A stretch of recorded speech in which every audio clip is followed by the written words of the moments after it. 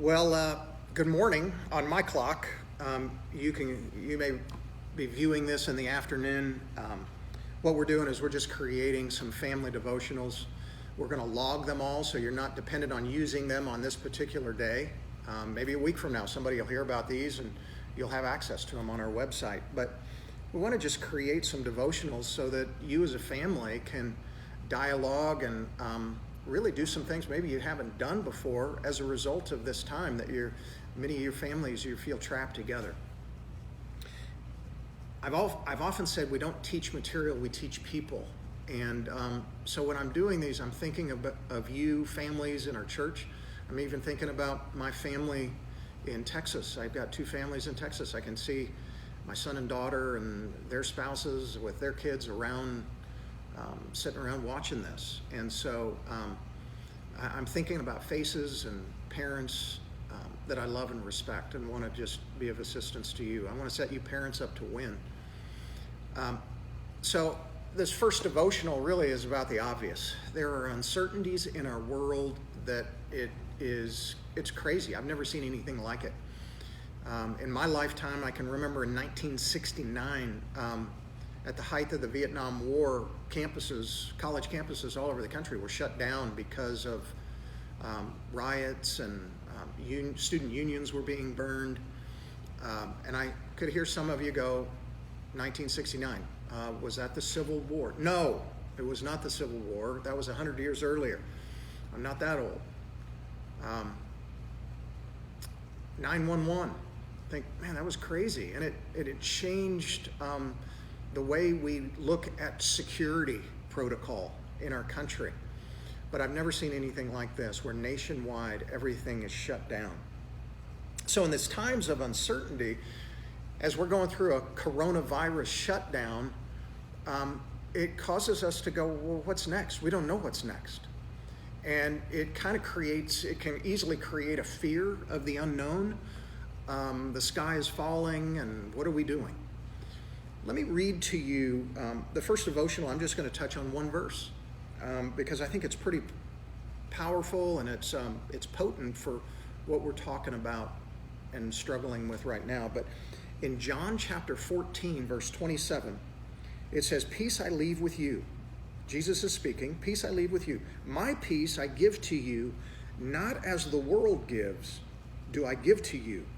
Let not your heart be troubled, nor let it be fearful." You know, I think when Jesus says, don't let your heart be troubled, don't let your heart be fearful, well, the reason Jesus says that is we have a tendency for our heart to be troubled. We have a tendency to be fearful. And I think it's okay to acknowledge the reality that we struggle right now with the unknown, with all the uncertainties out there.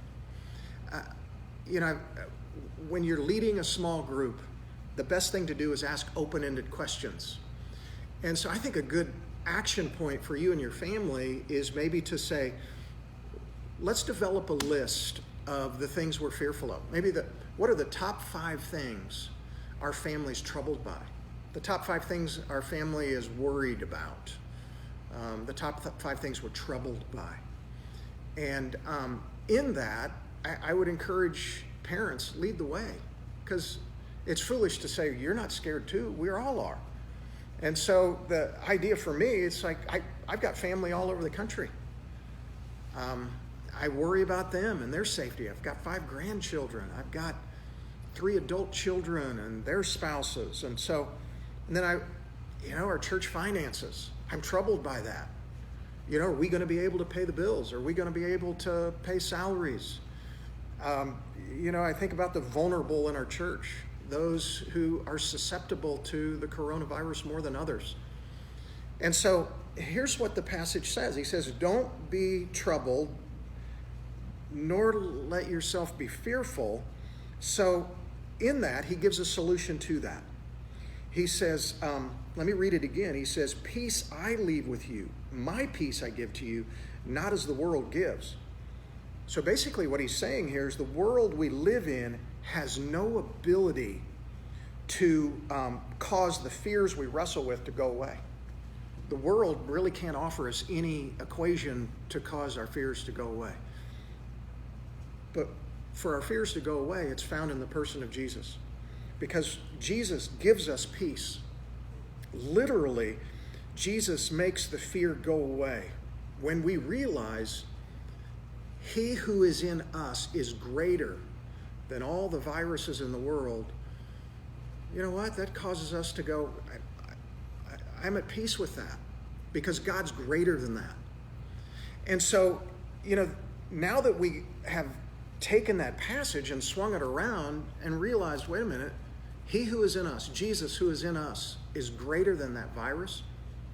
Now go back to your list of fears and you compare the fear with who Jesus is. And then I go back and I go, okay, I fear for my family. Well, you know what? Jesus has got them in his hands. Jesus loves them more than I do. When I think about this church and the uncertainty of the future, well, you know what? This is Jesus' church. This isn't Dan's church. And so therefore, you know what? Jesus is greater than the fear that I wrestle with. And then when I consider, the folks in our church that are most vulnerable, and I go, wait a minute, you know what? God has their life hidden with him in God. Our lives are hidden with Christ in God. And so I think of like a Dorothy Stauffer that I saw this past Sunday.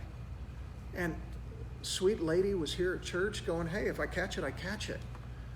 And I think, she's not living in fear. And so when we compare our fears to who is in us, who is greater than our fears, well, you know what? That gives us some substance for our fears to go away. Noodle on that truth. Give me your feedback. We're going to keep coming back to you day after day and bringing you more what we're calling sniblets to chew on. And know that we're praying for you. We love you. Julie and I prayed for you this morning. And so I'll see you tomorrow.